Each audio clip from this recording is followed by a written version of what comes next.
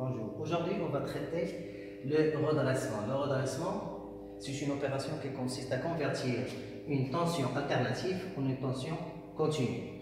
Bon, pour le redressement, on va utiliser les redresseurs. Les redresseurs, on va utiliser le redressement à diode. Le redressement à diode. Bon, un petit rappel sur les diodes. La diode est un composant électronique semi-conducteur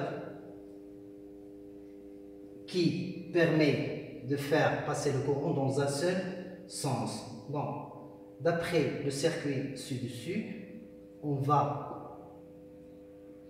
réaliser le circuit à partir d'une tension alternative sinusoïdale V de T et un récepteur à courant continu. On va réaliser l'application sur la maquette.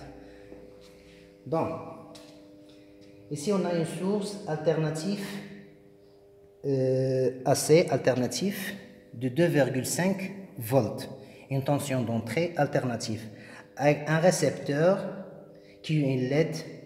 Bon, le premier montage, on va réaliser la diode dans le sens direct. Comme vous voyez ici, la diode dans le sens direct, la LED s'allume.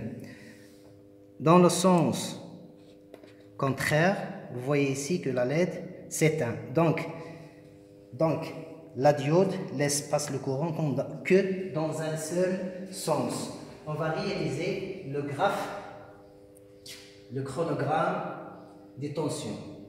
Chronogramme des tensions. Premièrement, on va mesurer la tension V de T. La tension V de T, c'est une tension alternative sinusoïdale. C'est Vmax sinus oméga de T. C'est-à-dire racine de 2, V efficace, sinus oméga de T.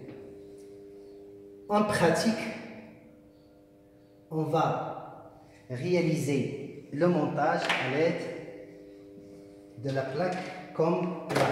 On va mesurer la ligne L1, c'est-à-dire la ligne triphasée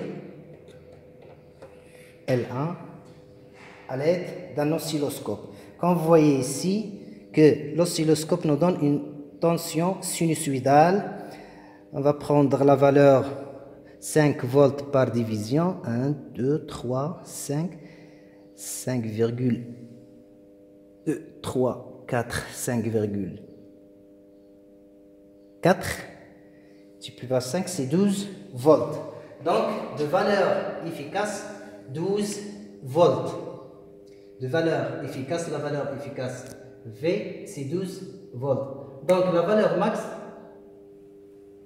c'est